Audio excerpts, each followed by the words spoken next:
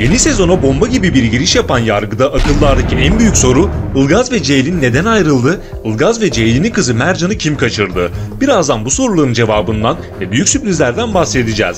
Öte yandan geçtiğimiz bölümde şahit olduğumuz senaryo değişikliklerindeki şok detaylar herkesi şaşırtacak. Ceylin neden savcı oldu? Osman ve ailesi nasıl zengin oldu? Yeni savcı Efe'nin herkesten sakladığı gizli sırrı ne? Ilgaz'a aşık olan Nil gerçekten katil mi? Birazdan tüm bunlardan ve daha fazlasından kısaca bahsedeceğiz. Videonun her saniyesini dikkatle dinleyelim. Şimdi hemen başlayalım.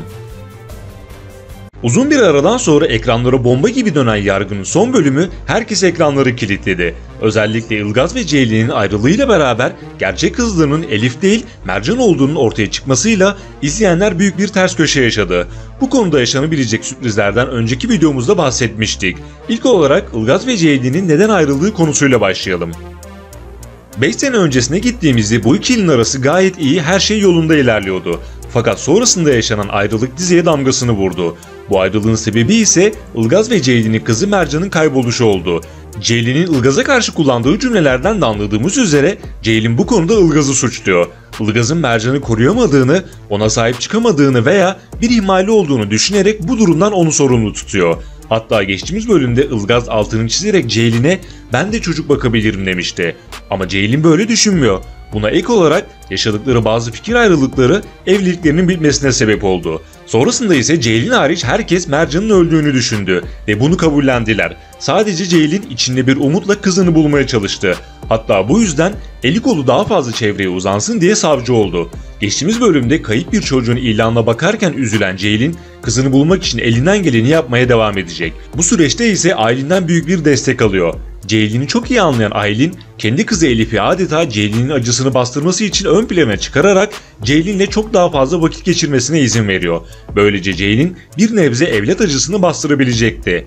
Ancak Osman'ın söylediği "bu işin suyu çıktı, hep böyle mi devam edecek" cümlesi Elif'in gerçek anne babasının Ilgaz ve Ceylin olmadığının bir sinyaliydi. Kısacası Ilgaz ve özellikle Ceylin Mercan'ın acısını yaşarken bu durumu hiçbir şekilde bastıramıyor. Peki Mercan'ı kim kaçırdı? Ilgaz ve Ceylin'in arası düzelecek mi? Şimdi gelelim bu konulara.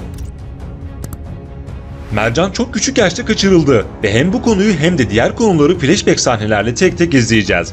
Yani dizi 5 yıl geriye ve ileriye şeklinde devam ederek tüm detaylar gösterilecek. Mercan karakterini ise sevimli küçük oyuncu Eylül Uğuz canlandıracak. Mercan'ı kimi kaçırdığı konusuna gelince hatırlayanlar bilir. Bir önceki videomuzda diziye dahil olan yeni karakterlerden bahsederken Eren'in sevgilisi Dilek ve Dilek'in ablası Filiz'den bahsetmiştik. Ve bu ikilinin büyük bir sırla diziye dahil olacaklarını belirtmiştik. İşte çok büyük bir ihtimalle bu sır Mercan olacak. Yani muhtemelen Ilgaz ve Ceylin'in kızı Mercan, halihazırda Dilek'in ablası Filiz'in elinde. Mercan Filiz'i öz annesi olarak biliyor. Bu konuda geçtiğimiz bölümde çok kritik detaylar gösterildi. Eren'in sevgilisi Dilek'i sürekli bir endişe ve gerginlik halinde izledik. Ceylin'e bakışları ise farklıydı. Belli ki bir şeyler saklıyor.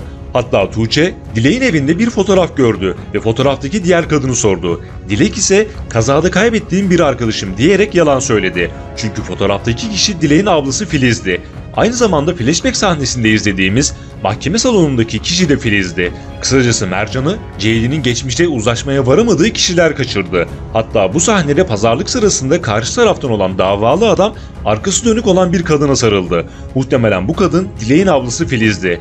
Belki intikam amacıyla ve belki de bambaşka bir sebeple Ilgaz ve Ceylin'in kızını küçük yaşta kaçırıp büyüttü ve kendisini annesi olarak gösterdi. Bakalım bu güçlü ihtimalimiz gerçek olacak mı? Bu konuda bir diğer ihtimalimiz ise bu işte Ömer veya Haluk'un parmağının olabilme ihtimali. Fakat bu ihtimal diğer ihtimalimize göre biraz daha düşük. Peki Ilgaz ve Ceylin'in arası düzelecek mi? Şimdi bu konudaki sürpriz senaryolara gelelim. Sonrasında ise diğer bombalardan bahsedeceğiz. Birbirlerini çok seven ama aynı zamanda da zıt kutuplar olan Ilgaz ve Ceylin sık sık karşılaşmaya ve bir araya gelmeye devam edecek. Bu ikilinin hem şimdiki zamanını hem de geçmişte yaşadıklarını izleyeceğiz. Aralarının düzelmesinin tek yolu ise Mercan'ın bulunması olacak. Bu konuyla ilgili 2 bölüm sonra bomba gelişmeler yaşanacak ve Mercan'la ilgili herkesi heyecanlandıracak bir işaret ortaya çıkacak. Doğal olarak Ilgaz ve Ceylin yine birlikte hareket ederek kızlarını bulmaya çalışacak. Filiz konusunu ise önümüzdeki bölümlerde Tuğçe'nin çözmesi beklenecek. Tuğçe sivri zekası ile polisliğin hakkını verecek. Kısacası Ilgaz ve Ceylin'in barışmasının en büyük şartı Mercan'ın bulunması olacak. Tabi bir de Nil detayı var. Ilgaz'a aşık olan ve gizli işler çeviren Nil, önümüzdeki süreçte Ceylin'le sık sık karşı karşıya gelecek. Her ne kadar Nil cinayet şüphesiyle gözaltına alınsa da bu durumdan kurtulmayı başaracaktır ve Ilgaz'ı elde etmek için elinden geleni yapacak. Şimdi gelelim diğer konulara. Savcı Efe'nin sırrı ne? Osman ve ailesi nasıl zengin oldu? Gül ve Metin Amir birlikteler mi? Savcı Efe daha ilk dakikadan şaşırtmayı başardı. Çünkü bazı eşyaları çalıp odasındaki çekmecesinde saklıyor. Muhtemelen Savcı Efe karakteri kleptomani hastalığına sahip. Kleptomani, dürtü kontrolü bozukluğu sınıfına giren ve çalma hastalığı olarak bilinen bir psikolojik rahatsızlıktır. Bu konudaki icraatları devam edecek. Hatta Efe'yi geçtiğimiz bölümde bir oyuncakçıda gördük. Ilgaz geldiğinde ise saklandı. Peki Efe'nin oyuncakçıda ne işi vardı? Oyuncak mı çalıyordu yoksa Mercan için oyuncak mı alıyordu? Belki de Efe'nin Mercan'ı kaçıran kişiyle yani Filiz'le ve bu olayda kimler varsa onlarla bir iletişimi veya bir bağı vardır. Bu detayı bir köşeye yazalım. Hep birlikte izleyip göreceğiz. Öte yandan Osman'ın ve ailesinin yaşadığı değişim herkesi şaşırttı. Yaşadıkları yerle beraber Gül, Aylin ve Parlak'ın değişimi dikkatleri çekti. Peki Osman nasıl bu kadar zengin oldu? Önceki videomuzda Osman'ın iş ortağı Can karakterinden bahsetmiştik ve geçtiğimiz bölümleri gördük ki yatırım şirketi kuran Osman ve Can ikilisi bir takım usulsüz ve tehlikeli işler yaparak büyük paralar kazanıyor. Önümüzdeki bölümlerde bunu daha net bir şekilde görmeye başlayacağız. Osman'ın yaptığı bu işlerden Aylin, Gül ve Parlak'ın haberi yok. Özellikle Aylin'i bu konuda büyük tehlikeler bekliyor olacak. Kısacası bu ailenin başı yine belalardan eksik olmayacak. Bunun yanı sıra geçtiğimiz bölümde Gül ve Metin Amir'in birlikte olduğunu gördük. Gül'ün hediye kravat alması, Metin Amir'in koluna girmesi ve birbirlerine yakın davranması bir ilişki yaşadıklarının sinyali oldu. Fakat bu ilişkiden şimdilik kimseye bahsetmiyorlar. Çınar ve Parla arasında ise zamanla bir takım gerginlikler yaşanmaya başlayacak ve bu durum her iki aileyi de etkileyecek. Yekta ise sahalara bomba gibi bir dönüş yaptı ve asıl şaşırtan Ilgaz, Ceylin ve Eren dahil herkesle arasının iyi olması oldu.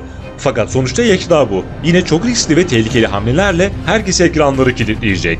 Son olarak 2 bölüm sonra diziye başarılı oyuncu Burcu Altın dahil olacak. Ayrıca diziye bir de usta bir oyuncu daha katılacak. Yeni ve sürpriz videolar gelmeye devam edecek. Videoları kaçırmamak ve anında haberdar olmak için abone olup bildirimleri mutlaka açalım. Bir sonraki videoda görüşmek üzere. Hoşça kalın.